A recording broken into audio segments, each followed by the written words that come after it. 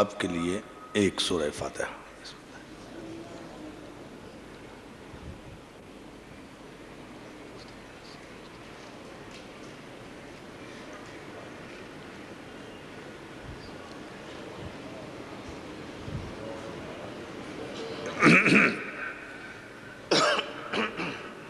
آواز بلند نعرہ الصلوات۔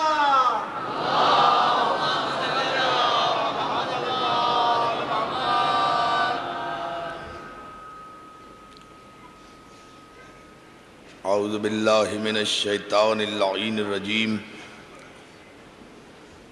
بسم اللہ الرحمن الرحیم، الحمد للہ الذی ہدانا لہذا وما كنا لنهتدي لولا ان هدانا الله لقد جاءت رسل ربنا بالحق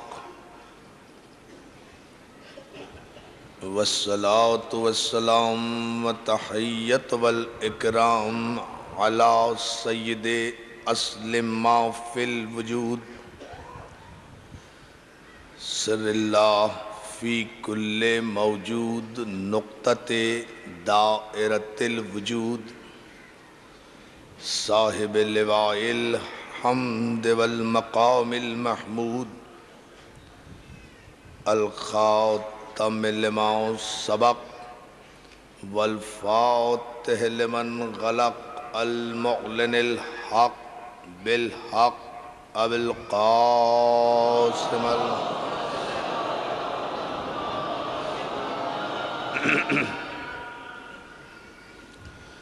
وآلہ الطیبین الطاہرین المعصومین المنتجبین المظلومین الذین اذہب اللہ عنہم الرجس وطہرہم تطہیرا۔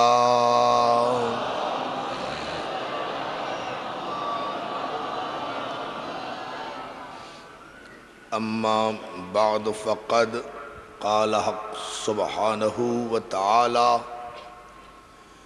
فی محکم کتابہ الحکیم وانذر عشیرتک الاقربین۔ صلوات۔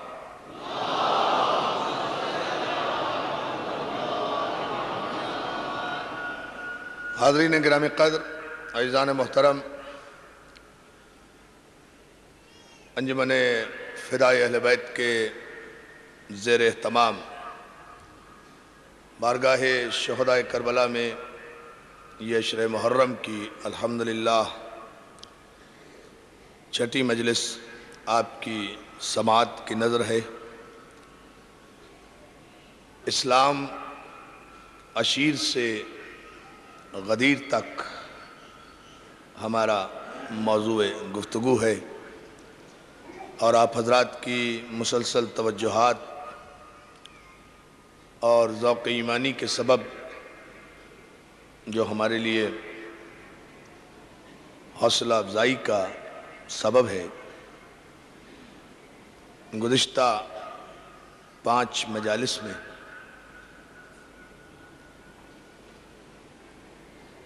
جو افکار اور جو تاریخی حقائق آپ کی سماعتوں کی نظر کیے، ان کا ماحصل مفہوم یہ ہے کہ اسلام کا آغاز، اسلام کی ابتدا، اسلام کی اساس، اسلام کی دعوت کا پہلا گھر، ہدایت کے پیغام کا پہلا مرکز، ہدایت الہیہ کا پہلا محور تاریخی اعتبار سے جناب ابو طالب کا گھر ہے، جہاں سے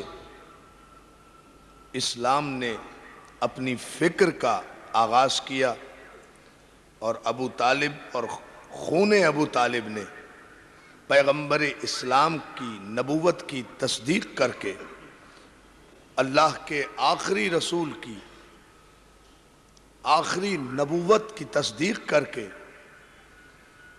اسلام کو عملی طور پر اس قابل کیا کہ وہ غدیر تک پہنچ کر زیور تکمیل سے آراستہ ہو۔ یہ خلاصہ ان مجالس کا یہ خلاصہ ہے، اور انشاءاللہ آج کی مجلس میں ہم مقدور بھر یہ کوشش کریں گے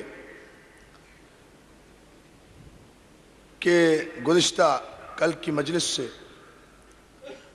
جو فکر لی گئی تھی کہ جہاں دعوت ذوالعشیرہ میں تصدیق علی کے نتیجے میں اور حمایت ابو طالب کے نتیجے میں مخالف گروہ نے جو اسلام نہیں چاہتا تھا، جو دین نہیں چاہتا تھا، جو اعلاء کلمت الحق نہیں چاہتا تھا، جو گروہ وحدانیت الہیہ کا قائل نہیں ہونا چاہتا تھا، جس گروہ کے دیرینہ عقائد پر ضرب پڑی تھی، جس گروہ کی بت پرستی کے تمام تر اقدار کو خطرہ لاحق ہو گیا تھا، جس گروہ کے عقائد کی دنیا میں زلزلے آنے کے امکانات پیدا ہو گئے تھے، جس گروہ کو نوشتہ دیوار نظر آ گیا تھا، جس گروہ کو پتہ چل گیا تھا کہ یہ یقین کی دولت ہے، یقین کا اعلان ہے، یقین کی حمایت ہے، یقین کی تصدیق ہے، تو تشکیک پرستوں کے پورے دنیا میں، تشکیک پرستوں کے پورے قبیلے میں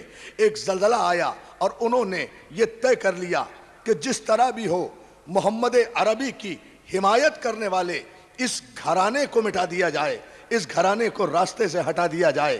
عزیزان محترم، پہلی کوشش انہوں نے سماجی اعتبار سے کی، جو میں کل عرض کر رہا تھا آپ کی خدمت میں، یہ سماجی کوشش تھی کہ پیغمبر کا اور ان کی حمایت کرنے والوں کا امتحان لیا جائے سماجی بائیکاٹ کر کے۔ یہ دیکھا کہ سماجی بائیکاٹ بھی ناکام ہو گیا۔ صداقت محمد کے سامنے، بڑی توجہ دوستو، صداقت نبوت کے سامنے، صداقت محمد کے سامنے، صداقت پیغمبر اسلام کے سامنے جب وہ کافروں کی لکھی ہوئی تحریر غارت ہو گئی، اسے دیمک چاٹ گئی، صرف نام محمد باقی رہ گیا، تو یہاں بھی کافروں کو شکست ہوئی، یہاں بھی ابو جہل کے قبیلے کو شکست ہوئی۔ تو یہیں سے انہوں نے اپنا انداز مخالفت کو تبدیل کیا۔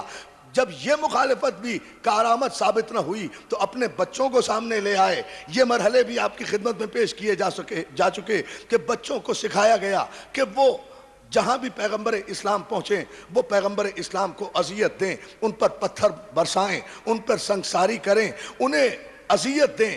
یہ منصوبہ بھی جب ابو طالب کے بیٹے نے ناکام بنا دیا، بہت توجہ، ذرا صاحب توجہ فرمائیں، یہ منصوبہ بھی ابو طالب، دیکھیں ایک بڑی عجیب بات میں کہنا جا رہا ہوں، اس لیے میں آپ حضرات کی توجہ چاہوں گا۔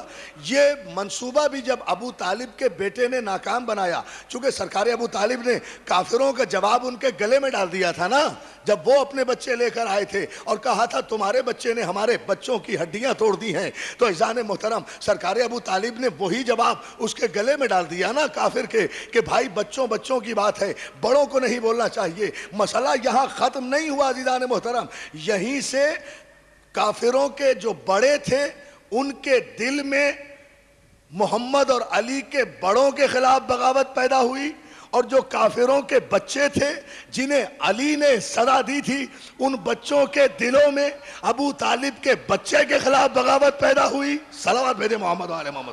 اب آپ اس نظریے کو دیکھیں، اس پس منظر کو دیکھیں، یہ کلیہ یہاں سے چلا ہے۔ بڑوں کے دل میں، بہت شکر گزار ہوں آپ کی توجہ کا، بڑوں کے دل میں ابو طالب کے خلاف بغاوت پیدا ہوئی، بچوں کے دل میں ابو طالب کے بچے کے خلاف بغاوت پیدا ہوئی، اور جیسے جیسے اسلام بڑا ہوتا رہا ویسے ویسے اسلام کی حمایت بڑی ہوتی رہی، ویسے ویسے ابو طالب کی حمایت بڑی ہوتی رہی، ویسے ویسے علی کی حمایت آگے بڑھتی گئی۔ ادھر ابو طالب کا چاند جوان ہونا شروع ہوا، ادھر دشمنوں کی اولادیں جوان ہونا شروع ہوئیں، تو صرف اولادیں ہی جوان نہیں ہوئیں، ادھر دوستی نبوت کا پودا جوان ہوا، ادھر دشمنی علی کا پودا جوان ہوا۔ دیکھیں دوستو، توجہ فرمائیں، آپ کس صلوات بھیجیں بآواز بلند محمد علی، دونوں طرف سے مولا آپ کو سلامت رکھے. ادھر سے حمایت ابو طالب کی صورت میں علی جوان ہوئے، ادھر سے مخالفت پیغمبر کی صورت میں کافروں کے بچے جوان ہوئے. تو ان کے بچوں کی سائیکالوجی میں، ان کی نفسیات میں یہ ذلت تو بیٹھ گئی تھی نا کہ ابو طالب کے بیٹے نے ہمیں سزا دی ہے، ابو طالب کے، بہت توجہ دوستو، ابو طالب کے بیٹے نے ہماری ہڈیاں توڑی ہیں. تو دشمنی بچپن کی حد تک نہیں رہی، دشمنی بھی جوان ہوتی رہی، محمد کی دوستی بھی جوان ہوتی رہی. دو قبیلے ایک ساتھ ساتھ چلے، اور پھر ہر موقع پر، چاہے ہجرت کا موقع ہو، چاہے صلح حدیبیہ کا موقع ہو، چاہے بدر کا موقع ہو، چاہے احد کا موقع ہو، چاہے خیبر کا موقع ہو، چاہے خندق کا موقع ہو، وہی بچے جنہیں علی نے بچپن میں سزا دی تھی وہ جوان ہو کر کبھی علی کے مقابلے میں بدر میں آئے، کبھی احد میں آئے، کبھی خیبر میں آئے، کبھی خندق میں آئے. توجہ توجہ توجہ، یہ تھا پیمانہ. بلند آواز سے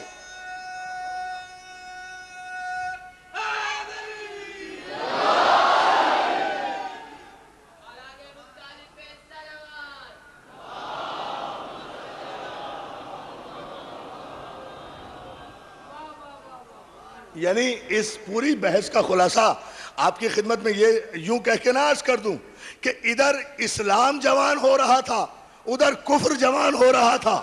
کفر پر بھی جوانی آئی تھی، اسلام پر بھی جوانی آئی تھی، لیکن اس کفر کو جو دشمنی تھی، جو بغض تھا، جو عناد تھا، وہ عرب کے کسی اور قبیلے سے نہیں تھا. اس لیے کہ مسلمان جو کافر تھے اور بعد میں مسلمان ہوئے، انہوں نے نہ کسی کافر کو مارا، نہ کسی کافر کے بچے کو مارا، نہ کوئی کافر ان کے مقابلے پر آیا. آتا کیوں؟ دشمنی ان سے تو نہیں تھی، وہ تو انہی کے قبیلے کے تھے. علی توجہ فرمائے نا جان محترم. صلوات بنے بآواز بلند محمد و آل محمد پر. دیکھیں یہ جو آپ تاریخ میں دیکھتے ہیں نا میرے نوجوان دوستو، یہ جو آپ دیکھتے ہیں تاریخ میں کہ جتنی بھی جنگیں ہوئی ہیں، جتنی بھی غزوات ہوئی ہیں، اس میں کہیں بھی کوئی بھی کافر کسی مسلمان سے لڑنے کے لیے تیار نہیں ہے.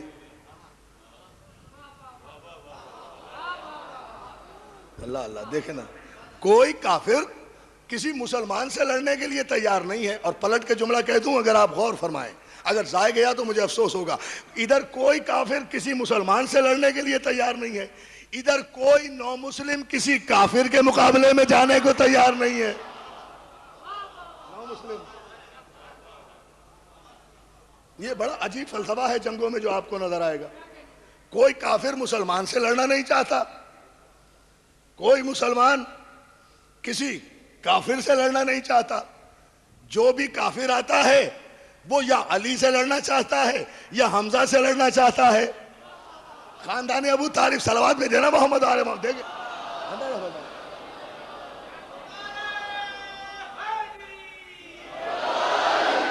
عزیزان محترم، میں اس گفتگو کو تھوڑی دیر کے لیے پھر ذرا پیچھے لے جا رہا ہوں تاکہ اور ایک بات واضح ہو جائے. چونکہ جناب حمزہ کا ذکر آ گیا اور نام آ گیا، اس لیے میں ذرا سا اس پس منظر میں دو چار جملے اور کہنا چاہتا ہوں، پھر واپس آؤں گا انشاءاللہ اسی منزل پر.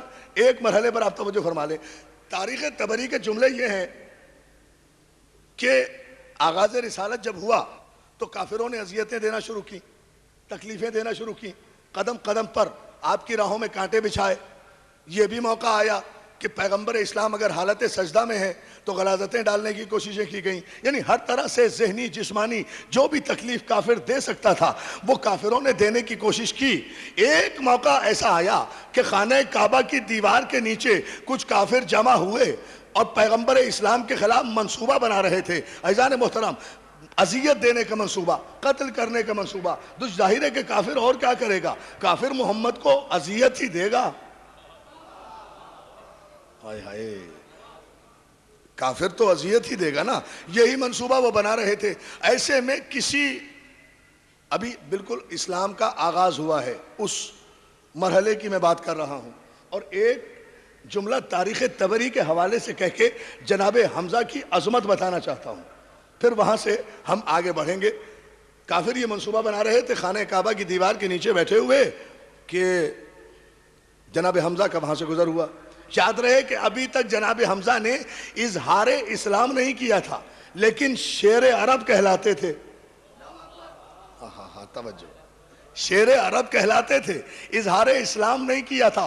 عظمت و صداقت پیغمبر دیکھیں، اتنا بڑا فیصلہ ہوگا کہ کسی کافر نے دوران گفتگو جناب حمزہ کے سامنے شان محمد میں گستاخی کر دی، شان پیغمبر میں گستاخی کی، جناب حمزہ سے اپنے بھتیجے کی یہ توہین گوارا نہیں ہو سکی، کاندھے سے کمان اتار کر کافر کی ناک پر ماری، ابو جہل کی ناک پر تلوار ماری، کہا میری موجودگی میں بہت توجہ، میری موجودگی میں میرے بھتیجے کو کے خلاف کوئی نازیبہ کلمہ نکلا تو جس زبان سے نکلے گا وہ زبان کاٹ دی جائے گی، جو آنکھ اٹھے گی وہ آنکھ نکال دی جائے گی۔ کمان ناک پر ماری، کفر کی ناک توڑی، ابھی اظہار ایمان نہیں کیا تھا، پیغمبر اسلام کے پاس یہ خبر گئی، جناب حمزہ نے خود بھی پہنچائی، میرے بھتیجے یہ تمہاری توہین کر رہے تھے، مجھ سے تمہاری توہین گوارا نہیں ہوئی، میں ان کو سزا دے کر آیا ہوں۔ دوستو اب تاریخ کی روایت تاریخ جانے، مگر میں تو یہاں ایک فیصلہ پوچھنا چاہتا ہوں مسلمانوں سے۔ تاریخ کے مورخ نے لکھا کہ پیغمبر اسلام نے ارشاد فرمایا، اے چچا حمزہ، میں نہ آپ کی حمایت کی قدر کرتا ہوں، جملہ سنیں دوستو، سرکار رسالت باب فرماتے ہیں نہ میں آپ کی حمایت کی قدر کرتا ہوں، جو آپ نے ابو جہل کو سزا دی میں اس کا بھی احسان کوئی نہیں مانتا، جو آپ نے اس کی ناک پر کمان ماری میں اس کا بھی کوئی احسان تسلیم نہیں، حمزہ کو کہہ رہے ہیں کوئی تسلیم نہیں کرتا، میں آپ کی کوئی قدر اور کوئی احسان تسلیم نہیں کروں گا اس وقت تک جب تک آپ علل اعلان میرے سامنے اشہدو ان لا الہ الا اللہ اور اشہدو ان محمد رسول اللہ کا اقرار نہ کر لیں۔ یہیں سے جناب حمزہ نے اقرار توحید بھی کیا، اقرار نبوت بھی کیا، تو پیغمبر نے کہا اب آپ کا احسان بھی ہے، آپ کا کرم بھی ہے، لیکن کلمہ پڑھنے سے پہلے نہ آپ کا کوئی مجھ پر احسان تھا، یہ تو آپ خون کی محبت میں کر رہے تھے، یہ مجھ پر احسان نہیں تھا۔ اے تاریخ طبری کے مورخ، میں صرف یہ پوچھنا چاہتا ہوں کہ جو رسول شریعت کا اتنا پابند ہے کہ جناب حمزہ اگر کلمہ پڑھے بغیر، ایمان لائے بغیر محمد کی حمایت میں کافروں کو مار بھی دے تو جناب حمزہ کا کوئی احسان پیغمبر قبول نہیں کرتے۔ اگر ابو طالب نے کلمہ نہ پڑھا ہوا ہوتا، ایمان نہ لائے ہوئے ہوتے تو پیغمبر کبھی ابو طالب کی قبر کھودنے میں حصہ نہ لیتے۔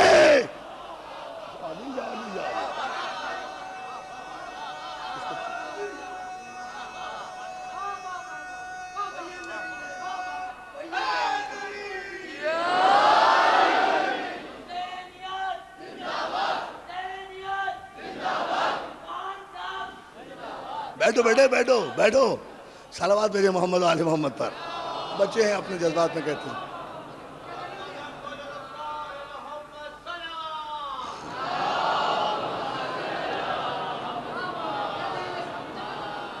اور جو ہے نا بھئی جناب حمزہ کی اس نیکی کو پیغمبر استحسان کی نظر سے نہیں دیکھتے جب تک جناب حمزہ اظہار ایمان نہیں کر دیتے۔ کوئی تاریخ کا مورخ بتائے تو صحیح کہ سرکار ابو طالب کے کسی اقدام کو پیغمبر نے بنظر استحسان نہ دیکھا ہو۔ پیغمبر کی زندگی، پیغمبر نے تو قبر ابو طالب پر کھڑے ہو کر کہا ہے، اے ابو طالب، آپ نے میری وہ پرورش کی جو باپ کو کرنا چاہیے تھی، آپ نے مجھ پر وہ احسان کیے کہ میں سب کے احسان اتار سکتا ہوں، آپ کا احسان نہیں اتارتا تو پیغمبر کسی کافر کا ممنون احسان نہیں ہوا کرتا۔ صلوات میرے بابا دے بلند محمد و آل محمد۔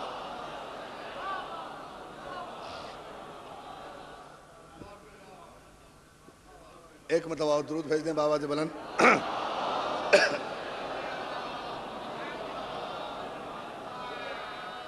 توجہ ہے نا دوستو، آغاز اسلام یہاں سے ہوا، پیغمبر اسلام کو تقویت ان کے خاندان نے دی ہے، محلے والوں نے نہیں دی۔ پیغام اسلام کو قوت خاندان والوں نے عطا کی ہے۔ اب تین طاقتیں ہو گئیں، حمزہ کی طاقت، علی کی قوت، ابو طالب کی حمایت۔ اب اندازہ فرمائیں آپ اسلام کے آغاز پر۔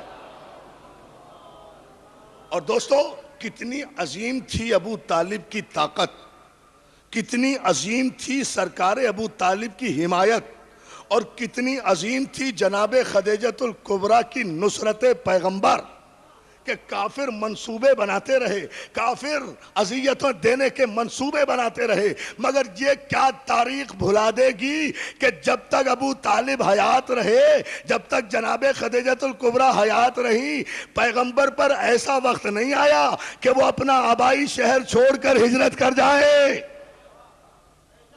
بہت توجہ جانے محترم، اب ذرا سا غور فرمائیں اس جملے پر۔ پیغمبر پر یہ وقت نہیں آیا کہ جب تک ابو طالب حیات رہے، جب تک جناب خدیجہ الکبریٰ حیات رہیں، پیغمبر اسلام نے مکہ نہیں چھوڑا، مکہ نہیں چھوڑا۔ یہ تھی عظمت ابو طالب، یہ تھی حمایت جناب خدیجہ الکبریٰ۔ ایک جملہ پھر میں کہہ رہا ہوں، جناب خدیجہ الکبریٰ کی بارگاہ میں خراج عقیدت پیش کرنے کے لیے ساری مومنات کی طرف سے، اس لیے کہ ہم سب کی ماں ہیں، مومنوں کی ماں تو وہی ہیں۔ صلوات بھیجیں آپ محمد آل محمد کا، مومنوں کی ماں، مومنوں کی توجہ ہے نا عزیزان محترم؟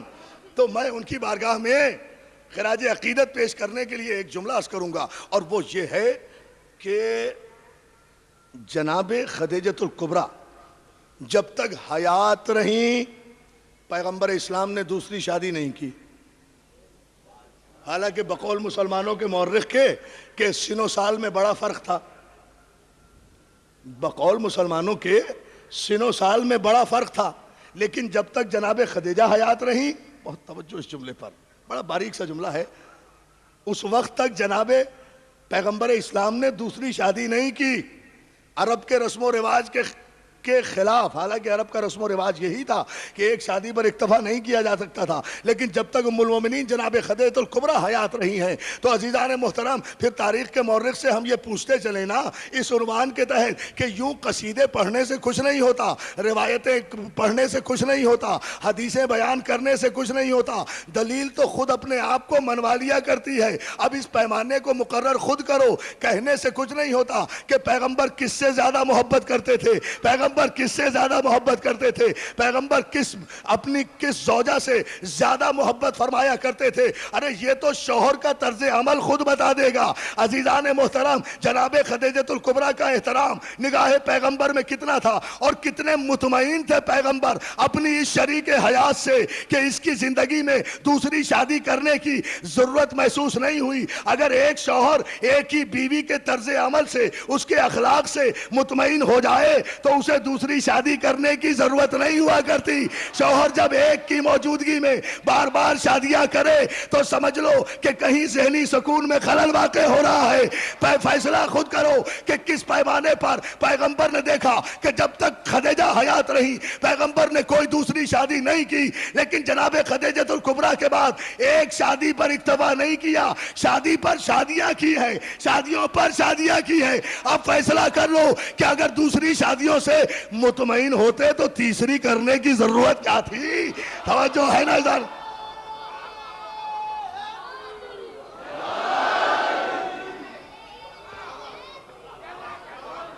توجہ ہے ادھر؟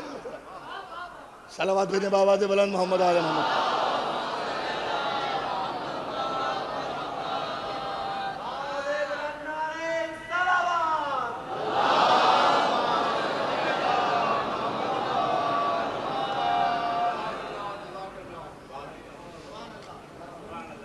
ایک مرتبہ اور درود بھیج دیجئے بآواز بلند محمد آل محمد۔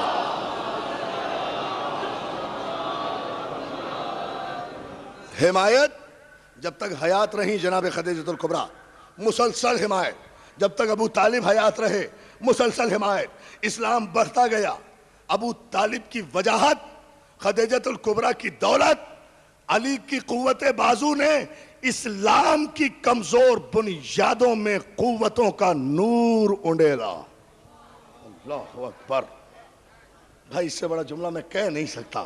اسلام کی کمزور بنیادوں میں قوتوں کا نور انڈیلا۔ یہ غدیر ایسے تو واقع نہیں ہو گئی، اللہ جانے کتنے احسانات کا صلہ ہے غدیر، کتنی نیکیوں کی جزا ہے غدیر۔ کتنے احسانات کا انعام ہے غدیر. یہ تو انشاءاللہ نبی مجلس میں بتاؤں گا. ابھی تو ہم مسلسل آگے بڑھ رہے ہیں اور ادھر جناب خدیجہ الکبریٰ کی آنکھ بند ہوتی ہے, ادھر سرکار ابو طالب کی آنکھ بند ہوتی ہے, ادھر پیغمبر ہجرت کرنے پہ مجبور ہو جاتے ہیں, ہجرت فرماتے ہیں پیغمبر اسلام. اور یہی کفر جو بچپن سے علی کے خلاف اناد لیے ہوئے ہیں, یہ بچے جوان ہو کر سب سے پہلے میدان بدر میں آتے ہیں. اب توجہ اس جملے پر. اسلام کے اس آغاز کو ملت مسلمہ کو بڑی سنجیدگی سے سمجھنا چاہیے. یہ سارے کافر بغض و عناد اپنے سینوں میں لیے ہوئے میدان بدر میں آتے ہیں 3000 کی تعداد میں. دوستو قیادت فیصلہ کرے گی نا کہ اسلام کا مخالف گروہ کون تھا اور اسلام کا موافق کون تھا. مسلمانوں کے 313 لشکر کی قیادت جناب حمزہ کر رہے ہیں, کافروں کے لشکر کی قیادت ابو سفیان کر رہا ہے. اب دونوں طرف سے فیصلے ہو گئے کہ ذوالعشیرہ سے 2 قبیلے چلے تھے, ایک خاندان رسالت چلا تھا, ایک خاندان ابو سفیان چلا تھا. بہت توجہ جانے محترم. ابو سفیان کافروں کی قیادت کر رہا ہے, خاندان رسالت مسلمانوں کی قیادت کر رہا ہے. آپ تاریخ اٹھا کر دیکھیں کہ جب یہ دونوں لشکر آمنے سامنے ہوئے ہیں, اب یہاں سے میں آپ کی توجہ چاہوں گا اس جملے پر جانے محترم. جب یہ دونوں لشکر, قلیل ترین تعداد ہے مسلمانوں کی 313, کثیر ترین تعداد ہے کافروں کی 3000, 3000 کے لشکر کی قیادت کر رہا ہے ابو سفیان. مسلمانوں کے لشکر کی علمبرداری کر رہے ہیں جناب حمزہ. بہت توجہ. سید الشہداء جو بعد میں کہلائے کربلا سے پہلے, توجہ ہے نا, وہ جناب حمزہ وہ قیادت کر رہے ہیں. علی ساتھ ساتھ ہیں. تاریخ کے جملے یہ ہیں دوستو, سارے مسلمانوں نے لکھا, سارے مسلمان متفق ہیں کہ جیسے ہی لشکر آمنے سامنے آئے, ابو سفیان نے تازہ مسلمانوں پر اثر انداز ہونے کے لیے, نفسیاتی دباؤ ڈالنے کے لیے اعلان کیا مسلمانوں کے لشکر کے سامنے کہ مسلمانوں, نحنو نمل عزا ولا عزا لکم, ہمارے پاس عزا ہے اور تمہارے پاس کوئی عزا نہیں ہے. نحنو نمل عزا پہلی جنگ ہے نا, پہلا موقع ہے. ابھی تک تو مسلمانوں نے صرف کلمہ ہی پڑھا ہے نا, کھانا کھایا ہے یا کلمہ پڑھا ہے, انتہا آیا ہے. توجہ تو فرمائے نا بھئی, کھانا کھایا ہے یا کلمہ پڑھا ہے, کوئی زحمت تو ہوئی نہیں آج تک. پہلی زحمت ہے, پہلا امتحان ہے. تاریخی فیصلہ انشاءاللہ دیں گے بارگاہ شہداء کربلا میں. عزیزان محترم, ابو سفیان نے مسلمانوں پر نفسیاتی حملہ کیا ہے یہ کہہ کر کہ مسلمانوں, نحنو نمل عزا ولا عزا لکم, ہمارے پاس عزا ہے اور تمہارے پاس کوئی عزا نہیں ہے. اس لیے کہ کافروں کی عادت یہ تھی کہ جب وہ میدان میں آتے تھے تو اپنے ساتھ کسی بڑے بت کو لے آتے تھے. میں نے عرض کیا تھا نا, اپنے ساتھ چونکہ بنی امیہ کا بت عزا تھا, اس لیے اپنے ساتھ ابو سفیان عزا نامی بت کو لایا, اس یقین کے ساتھ کہ اس کی وجہ سے ہمیں فتح ہو جائے گی, ہم جنگ جیت جائیں گے. وہ ان کا عقیدہ ہوا کرتا تھا. بت کو لے آتے تھے, بہرحال وہ جیتتے ویتتے تو کیا, لیکن اتنا ضرور تھا کہ اس بت کو جب میدان میں لے آتے تھے تو لانے والے میدان سے بھاگ جاتے تھے, مگر یہ بت میدان سے نہیں بھاگا کرتا. یا علی یا علی, آئے نا توجہ دو, بہت توجہ. صلوات بھیج دینا محمد آل محمد پر, سلامت رہے.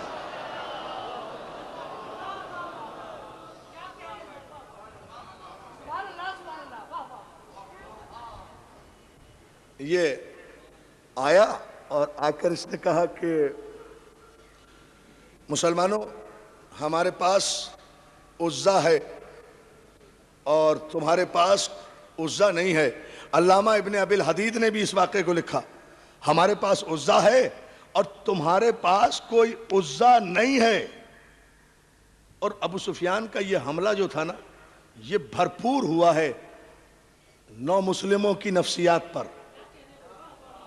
بھئی تازہ مسلمان تھے نا, پہلی جنگ ہے. ہائے غور فرمائیں, تازہ مسلمان تھے, پہلی جنگ ہے. عزا کی ہیبت دلوں میں طاری تھی, ایک عمر گزری ہے سجدہ کرتے ہوئے. اللہ اللہ اللہ، دیکھیں نفسیاتی حملہ اس نے یہ کیا تھا کہ یہیں سے سائیکولوجیکل شکست دی جائے، اعصاب توڑ دیے جائیں۔ تازہ تازہ مسلمان ہیں، ایک عرصے تک عزا کے سامنے سر جھکاتے ہوئے آئے ہیں، اور ابو سفیان کا پورا حملہ کامیاب ہوا ہے۔ اس لیے کہ مورخین لکھتے ہیں کہ جیسے ہی عزا کا نام آیا، سارے مسلمان دوڑے دوڑے پیغمبر اسلام کی بارگاہ میں حاضر ہوئے۔ خدمت رسالت میں آپ نے غور ہی نہیں فرمایا، خدمت رسالت میں آ کر ایک جملہ کہوں گا، ساری سپاہ صحابہ نے میدان چھوڑا۔ علی علی علی،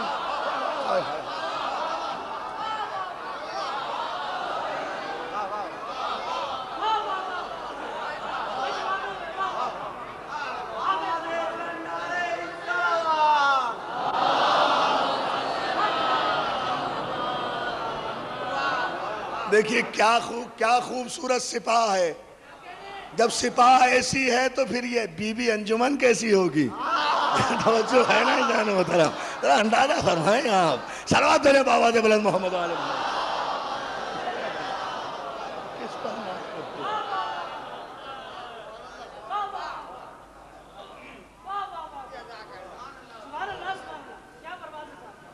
ساری فوج آئی، سارا لشکر آیا، ساری سپاہ پیغمبر اسلام کی خدمت میں آئی، اور سب نے آ کر عرض کیا ہاتھوں کو جوڑ کر، یا رسول اللہ عزا۔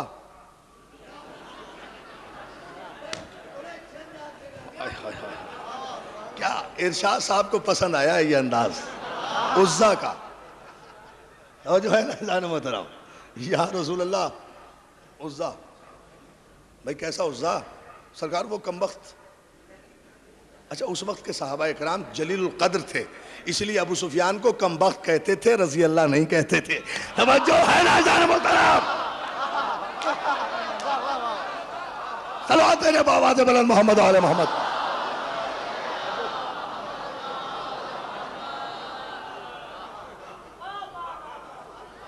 مولا آپ کو سلامت رکھے۔ سرکار وہ کیا کہنے صاحبہ،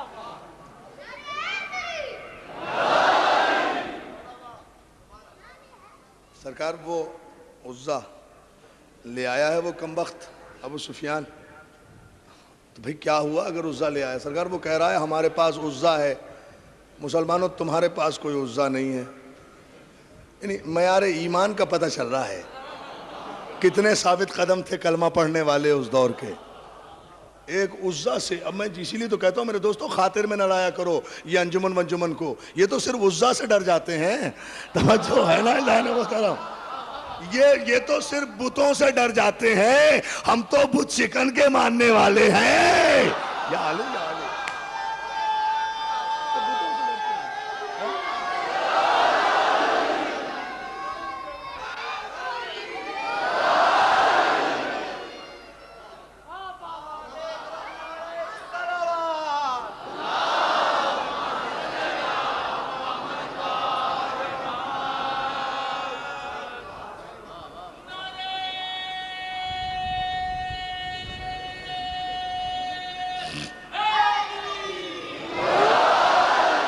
سرکار وہ، اب یہ سارے مورخین کا جملہ ہے جان محترم، سرکار وہ عزا لے آیا، وہ کہتا ہے ہمارے پاس عزا ہے اور مسلمانوں تمہارے پاس کوئی عزا نہیں ہے۔ اب مجھے بتاؤ رسول اللہ انہیں عزا کہاں سے لا کے دیں؟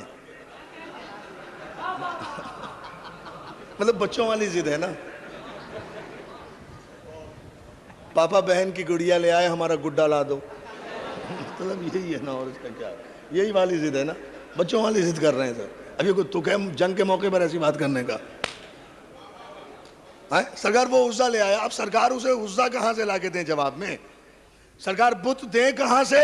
سرکار نے پریشانی دیکھی کہ بت کی وجہ سے مسلمان پریشان ہیں، تو پیغمبر نے بت شکن کی طرف مسکرا کے دیکھا۔ یا علی یا علی یا علی یا علی یا علی، توجہ توجہ، پیغمبر نے بت شکن کی طرف مسکرا کے دیکھا۔ علامہ ابن ابی الحدید معتزلی لکھتے ہیں، مسلمانوں کے بہت بڑے مورخ ہیں، لکھتے ہیں کہ سرکار رسالت مآب نے علی کی طرف مسکرا کے دیکھا اور اطمینان سے کہا، یا علی ابو سفیان کے نعرے کا جواب دے دو، ان کے اطمینان کا کچھ سامان کرو۔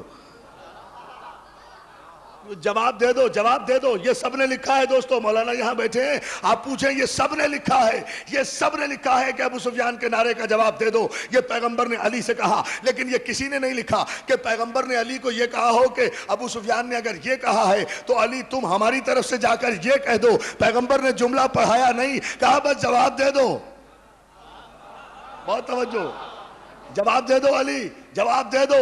دوستو علی چلے. اب ظاہر ہے کوئی یہ تو آج کے نالائق قسم کے ماننے والے لوگ ہیں جو پہچانتے نہیں ہیں. صحابہ اکرام تو جانتے تھے کہ علی کی عزت کیا ہے. اب علی آگے چلے تو ساری سپاہ صحابہ علی کے پیچھے چلی. آگے علی، جانتے ہیں نا کہ کسی مرد کی قیادت میں جا رہے ہیں.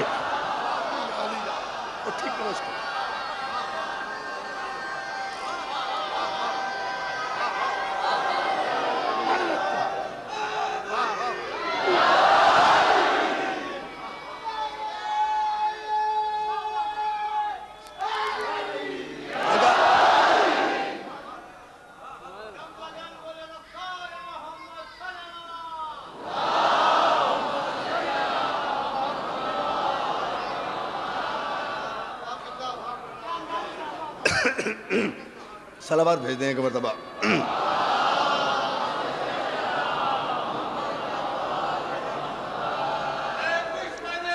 توجہ ہے نا جان محترم؟ اس منزل فکر پہ زمانے کو توجہ کرنا چاہیے. علی آگے چلے، سپاہ پیچھے چلی. علامہ ابن ابی الحدید لکھتے ہیں ایک پہاڑی کی بلندی پر علی چڑھ کر آواز دیتے ابو سفیان اپنے خیمے سے باہر نکل. توجہ کرے، توجہ کرے، جبھی تو علامہ اقبال نے تڑپ کے کہا ہے کہ مسلم اول شہ مرداں علی، عشق را سرمایہ ایمان علی. علی مردوں کا بادشاہ ہے. توجہ توجہ توجہ، علی مردوں کا بادشاہ ہے. علامہ اقبال نے کہا مسلم اول شہ مرداں علی، عشق را سرمایہ ایمان علی. کہ پھر انشاءاللہ کسی مجلس میں اس شعر کی تشریح کروں گا. آگے بڑھے، آواز دی ابو سفیان خیمے سے باہر نکل. خیمے سے باہر آیا. علی کہتے ہیں کیا نعرہ لگایا؟ سپاہ کے سامنے نعرہ لگایا تو نے؟ کسی مرد کے سامنے نعرہ لگا؟ کیا سن رہے ہیں؟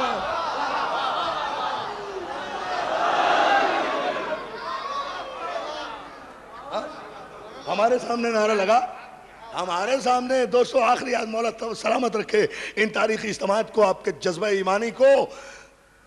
ہمارے سامنے ذرا یہ نعرہ دہرا تو صحیح. ابو سفیان فوراً کہتا ہے یا علی نحنو نمل عزا ولا عزا لکم، ہمارے پاس عزا ہے. ہم نے کہا ہے کہ مسلمانوں تمہارے پاس کوئی عزا نہیں ہے. ابو طالب کے بیٹے نے تصدیق رسالت کے معیار کو برقرار رکھتے ہوئے اپنے تمام ید اللہی قوتوں کے ساتھ جلال اللہی نقاب اوڑھ کر لسان اللہی لہجے میں علی یا علی یا علی اللہ اللہ. ٹھہرو ٹھہرو، ابھی اسد اللہ قوتوں کے ساتھ جلال اللہ نقاب اوڑھ کر لسان اللہ لہجے میں کفر کے نعرے کا جواب دیا. کہا ایک مرتبہ پھر کہا نحنو نمل عزا ولا عزا لکم، مسلمانوں ہمارے پاس عزا ہے اور تمہارے پاس کوئی عزا نہیں ہے. علی نے کہا اللہ مولانا ولا مولا لکم، اے کافرو اللہ ہمارا مولا ہے اور تمہارے پاس کوئی مولا نہیں ہے.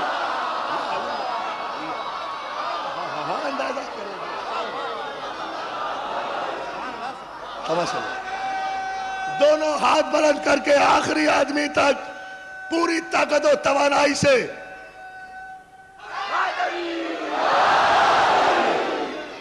اتنی بلند صلوات بھیجے محمد و آل محمد.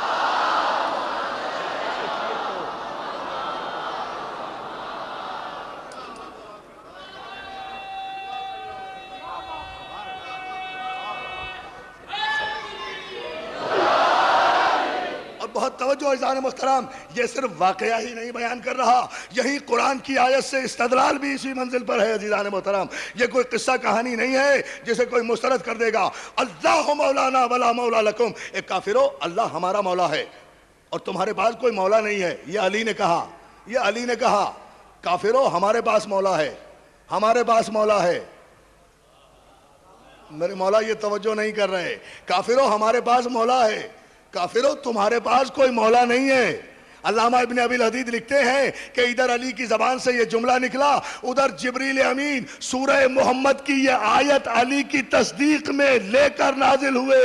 بتحقیق ان اللہ مولا الذین آمنوا وان الکافرین لا مولا لہم، بے شک علی نے ٹھیک کہا ہے، اللہ مومنوں کا مولا ہے اور کافروں کا کوئی مولا ہوتا ہی نہیں، کافروں کا کوئی مولا ہی نہیں ہوتا، کافروں کا کوئی مولا۔ یا علی کیا سن رہے ہو عزادارو؟ دیکھیں نا قرآن کی آیتوں سے۔ چمن چمن گلی گلی، نگر نگر گلی گلی، نگر نگر گلی گلی، نعرہ حیدری، نعرہ السلام۔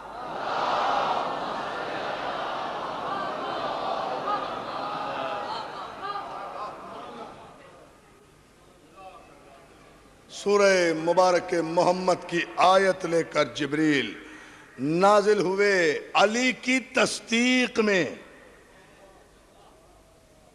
کہ بے شک ہمارے ولی نے ٹھیک کہا ہے، اللہ مومنوں کا مولا ہے، کافروں کا کوئی مولا ہوتا ہی نہیں ہے۔ قیامت تک قرآن نے فیصلہ تو کر دیا، دیواروں پہ لکھنے سے کیا فائدہ؟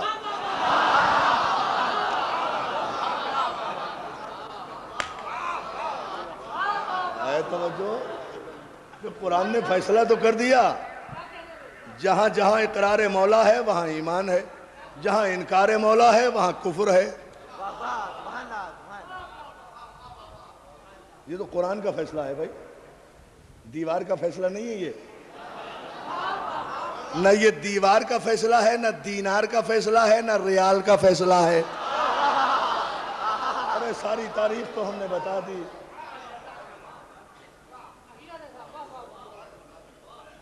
تھک گئے ہیں آپ؟ جب تھک جائیں تو صلوات بھیجا کریں محمد و آل محمد پر۔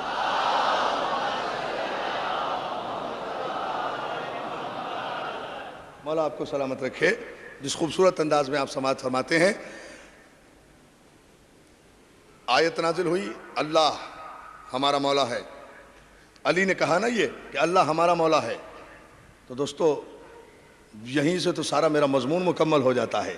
یہ علی نے کہا، سب سے پہلے لفظ مولا کا استعمال اللہ کے لیے علی نے کیا، آیت بعد میں آئی ہے۔ پہلے علی نے اللہ کو مولا مانا، اب غور ہی نہیں کر رہے، پہلے علی نے اللہ کو مولا مانا۔ اللہ کون ہے؟ عادل بھی ہے، حل جزاء الاحسان الا الاحسان کا مالک بھی ہے۔ بھئی احسان کا بدلہ احسان ہے نا، نیکی کا بدلہ نیکی ہے۔ تو غدیر تو سن 10 ہجری میں ہوئی ہے، فیصلہ تو اللہ نے جنگ بدر ہی میں کر دیا تھا۔ 3000 کافروں کے سامنے ہمیں مولا کہنے والے علی، ہمیں بھی قسم ہے اپنے عدل و انصاف کی، تو نے ہمیں مولا کہا ہے 3000 کافروں کے درمیان، ہم تجھے مولا بنائیں گے 1,40,000 سپاہ صحابہ کے درمیان۔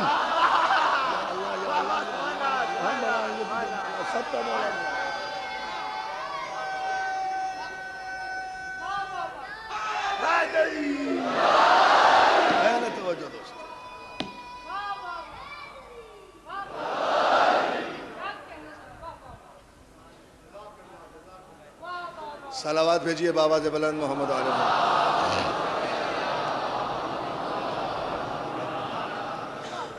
اللہ ہمارا مولا ہے اور کافروں تمہارے پاس کوئی مولا نہیں ہے۔ اتنا جملہ علی کی زبان سے نکلنا تھا کہ کافر اپنے خیمے میں واپس گیا۔ پہلے کافر نے مسلمانوں کو واپس بھیجا تھا، اب علی نے کافر کو واپس بھیجا، تو طے ہو گیا نا تاریخی اعتبار سے۔ کہ علی نے کافر کو واپس بھیجا. علی پیچھے نہیں ہٹتا, کفر پیچھے ہٹتا ہے. علی والے پیچھے نہیں ہٹیں گے, کافر پیچھے ہٹیں گے. توجہ ہے نا جان محترم, غور کرتے جائیں. یہ ہے اسلام کا نشو و نما, یہ ہے اسلام کا بیک گراؤنڈ, یہ ہے اسلام غدیر سے پہلے اشیر کے بعد, غدیر سے پہلے اشیر کے بعد. یہ ہے عزیزان محترم حقیقت اسلام. اسلام اس طرح پروان چڑھا ہے. اب ایک جملہ اور دوستو, فوجیں سفارہ ہو گئیں. جناب حمزہ نے, جو کہ کمانڈر ان چیف ہیں اس فوج کے, مسلمانوں کی فوج کے, سرکار جناب حمزہ, آپ نے 2-3 آدمی نکالے ٹیسٹ کے لیے میدان میں. جاؤ ذرا لڑو.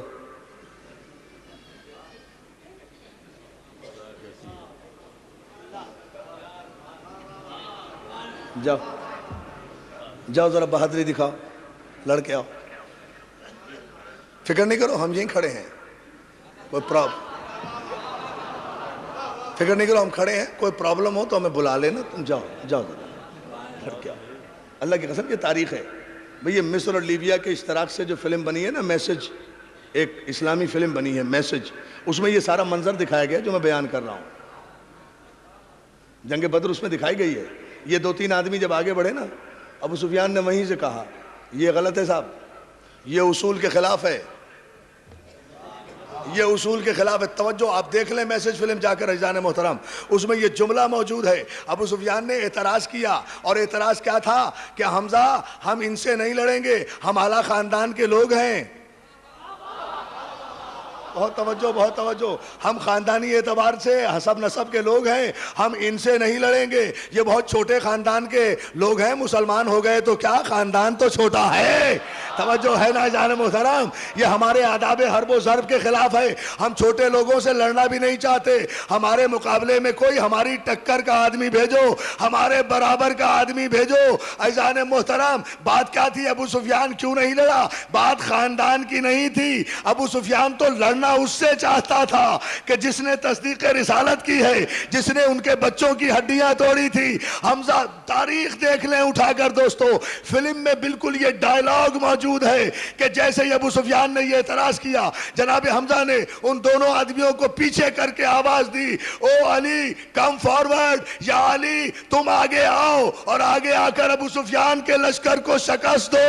علی آگے آئے ہیں عزیزان محترم. تو پہلی جنگ کا آغاز بھی یا جناب حمزہ نے کیا ہے یا جناب علی مرتضیٰ نے کیا ہے. پہلا حملہ, پہلی ضرب. صلوات بھیجے بآواز بلند محمد آل محمد.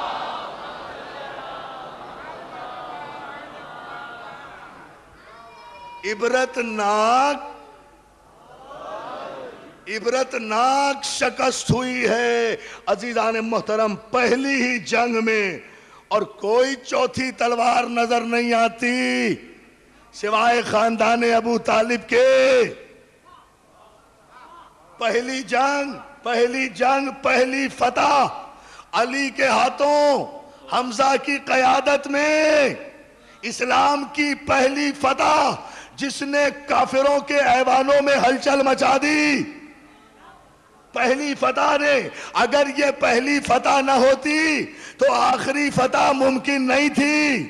آخری فتح نہ ہوتی تو مکہ فتح نہ ہوتا. مکہ فتح نہ ہوتا, توجہ, مکہ فتح نہ ہوتا تو یہ حکومتیں کہاں سے ملتی؟ سلام کیا کرو, مسلمانوں کو جتنے تخت حکومت ملے ہیں یا ابو طالب کا صدقہ ہے, یا حمزہ کا صدقہ ہے, یا علی کی تلوار کا صدقہ. پورا نتیجہ یہی ہے.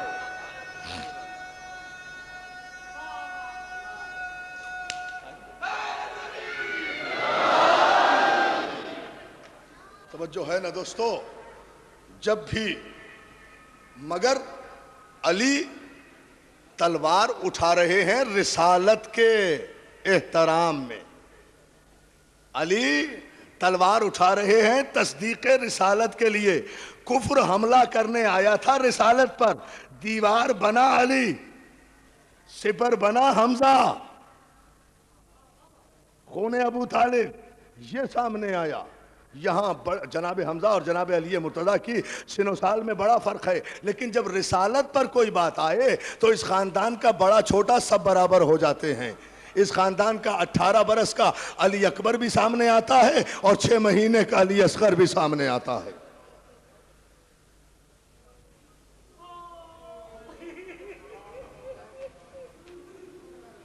کیا بچا ابو طالب کا؟ مسلمانوں قدر کیا کرو، کچھ نہیں بچا ابو طالب کا۔ 18 برس کا کربلا میں اگر کوئی ہے تو وہ بھی ابو طالب ہے، 13 برس کا اگر قاسم ہے تو وہ بھی ابو طالب ہے، 9 برس کے اون محمد ہیں تو وہ بھی ابو طالب ہے، 6 مہینے کا علی اصغر ہے تو وہ بھی ابو طالب ہے۔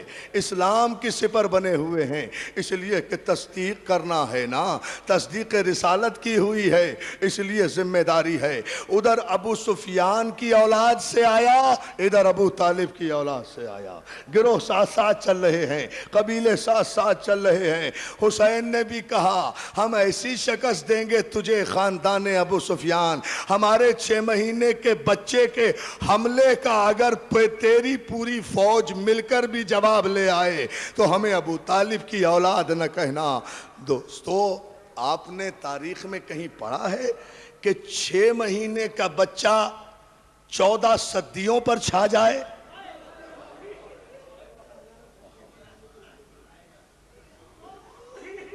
ہاں، 6 مہینے کی عمر کیا ہوتی ہے دوستو؟ لیکن سلام علی اصغر پر 6 مہینے کی عمر میں اتنا بڑا کارنامہ کہ اتنے غلام بیٹھے ہیں۔ 14 صدیوں پر چھائی ہوئی ہے علی اصغر کی شہادت۔ دوستو، سب سے بڑی قیامت کی شہادت ہے علی اصغر کی۔ آج جھولا برآمد ہوگا نا، علی اصغر کی شہادت سب سے بڑی قیامت ہے۔ یہ وہ شہادت ہے جس کے خون کو نہ آسمان برداشت کر سکا نہ زمین برداشت کر سکی۔ جزاک اللہ، جزاک اللہ، مولا تمہیں سلامت رکھے۔ آج بڑی تعداد میں، یوں تو روز آ رہی ہیں مومنات بہت بڑی تعداد میں، لیکن آج مومنات بہت آئی ہوں گی مجلس میں، اس لیے کہ آج رباب کو پرسہ دینا ہے نا، اس اجڑی ہوئی رباب کو جس کی کربلا میں مانگ بھی اجڑ گئی، جس کی کربلا میں گود بھی اجڑ گئی۔ عزادارو، بہت یہ جھولا جو آپ نکالتے ہیں نا، جھولا نکالا کرو ہر مجلس میں، اس لیے کہ یہ جھولا جو ہے یہ رباب کے زخموں کا مرہم ہے، یہ رباب کے زخموں کا مرہم ہے۔ رباب وہ بی بی ہے جو کربلا سے جب لٹ کر مدینے آئی تو ہر بی بی سائے میں بیٹھی ہے، مگر رباب جب تک زندہ رہی دھوپ میں بیٹھی رہی۔ اور سید سجاد اگر کہا کرتے تھے اماں کب تک ساتھ دھوپ میں بیٹھو گی، اب تو سائے میں آ جاؤ۔ نہیں مجھے کوئی جلدی نہیں، اطمینان سے سنو، اطمینان سے سنو، مگر رو ایسے جیسے رباب اجڑی ہے۔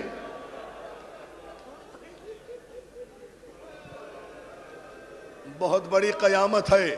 میں شہادت تو نہیں پڑھ سکوں گا، شہادت تو المحسن میں پڑھوں گا، مگر ایک جملہ ضرور سن لو عزادارو، جھولا برآمد کرانے کے لیے رباب جب تک زندہ رہی دھوپ میں بیٹھی رہی۔ سید سجاد کہا کرتے تھے اماں کب تک دھوپ میں بیٹھی رہو گی، اب تو سائے میں آ جاؤ۔ تو ہاتھوں کو جوڑ کے کہتی تھی بیٹا بن کے کہتے رہنا، امام بن کے حکم نہ دینا۔ کیا سن رہے ہیں آپ عزادارو؟ سجاد بیٹا بن کے کہتے رہنا، امام بن کے حکم نہ دینا، میں مجبور ہوں بیٹا، میں سائے میں جا نہیں سکتی، میرے بچے کی قبر دھوپ میں ہے۔ جزاک اللہ، جزاک اللہ، جزاک اللہ، جزاک اللہ۔ بہت مصائب پڑھیں گے عزادارو، اس لیے کہ آج کی رات سے زیادہ قیامت کی رات کوئی نہیں ہے۔ 6 مہینے کا علی اصغر ہے، 6 مہینے کا علی اصغر ہے۔ میں جھولے کے لیے مصائب پڑھوں گا مخصوص، مگر پہلے ایک جملہ شہادت کا سن لو عزادارو۔ جب حسین لے کر گئے، تفصیل پڑھوں گا المحسن میں، جب حسین علی اصغر کو ابا کے دامن میں لے کر گئے ہیں نا، ابا کے دامن میں لے کر گئے ہیں. اللہ جانے علی اصغر نے اپنے سوکھے ہوئے ہونٹوں پر خشک زبان کس طرح پھرائی کہ یزید کے لشکر میں ہلچل ہو گئی. یزید کے لشکر میں ہلچل ہوئی. حرملا کو بلایا گیا. اقتل کلام الحسین, حسین کے کلام کو قطع کر دے. عزادارو جملہ شاید میں آپ برداشت نہ کر سکے مگر میں جملہ پڑھ رہا ہوں. حرملا ملعون نے اپنی کمان اٹھائی, تیرے سے پہلو کمان پہ چڑھایا, گھٹنا زمین پہ ٹیکا, اصغر کی گردن کا نشانہ لیا مگر ملعون کے ہاتھ لرز رہے تھے. رباب نے در خیمہ سے دیکھا کہ میرا بچہ تیر کی زد پر ہے مگر خطا کار کا نشانہ خطا ہو رہا ہے. وہیں سے آواز دی, میری ماں بہنوں جملہ سنو, ہماری ماں قربان رباب پر خیمے کے دروازے سے چلائی, اصغر امام وقت سے خبردار.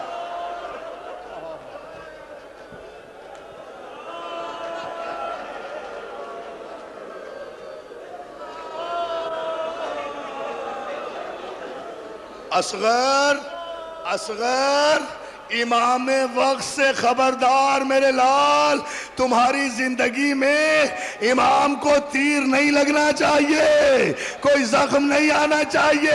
بیٹا ماں کو شرمندہ نہ کرنا. ادھر حرملا کا تیر چلا, ادھر اصغر نے حسین کے ہاتھوں پہ کروٹ لی, امام کی سپر بنے, تیر آیا اصغر کی گردن میں لگا. بچہ اچھلا, اچھل کے امام کی طرف دیکھ کر کہتا ہے, بابا ہم اکبر سے پیچھے تو نہیں رہے. اور جزاک اللہ جزاک اللہ جزاک اللہ. بسم اللہ بھائی بسم اللہ. ہاتھ نہ جوڑو میرے بھائی, ماتم کرو,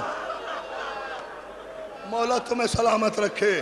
لو تفصیل ابھی سناؤں گا الموسن میں, مگر ایک جملہ سن لو, ایک جملہ سن لو. یہ تفصیل کہ حسین نے تیر کیسے نکالا یہ الموسن میں سناؤں گا, اس لیے کہ وہاں بھی جھولا برآمد ہوگا. مگر ایک جملہ سن لیں. اہل سنت کے عالم علامہ فرنگی محلی اہل سنت کے عالم ہیں. اپنی کتاب قیامت صغریٰ میں ایک جملہ لکھتے ہیں. دوستو میں تو تڑپ گیا یہ جملہ پڑھ کر.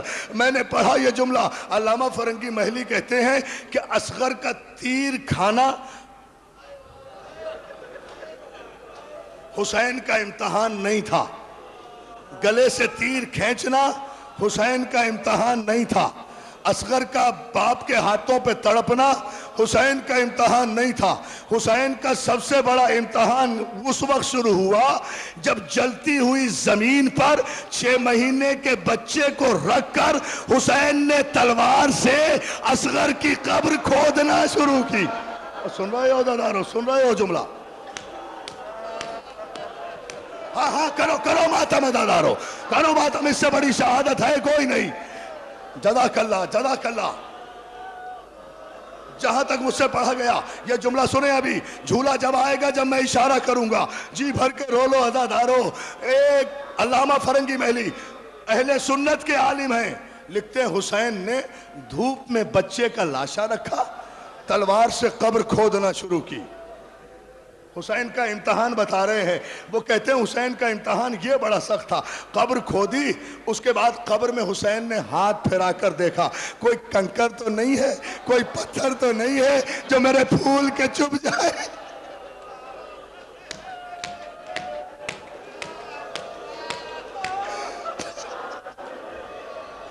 کوئی کنکر تو نہیں ہے. میرے مولا مجھے طاقت دے دو, میں ایک جملہ کہہ دوں.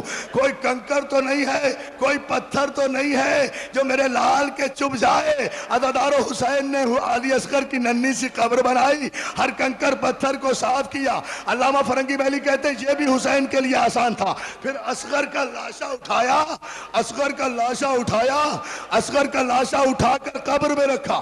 حسین کے لیے یہ بھی آسان تھا. اب جو مٹی ڈالنے کی باری آئی, حسین نے کربلا کی ریت ہاتھوں میں اٹھائی.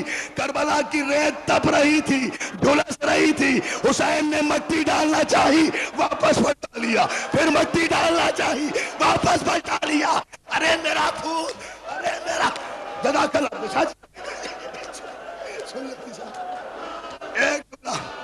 ایک جملہ اگر میں پڑھ سکا تو پڑھ لوں گا. حسین نے 3 مرتبہ ارادہ کیا جلتی ہوئی ریت اٹھا کر اصغر کے پھول سے جسم پہ کیسے ڈالے.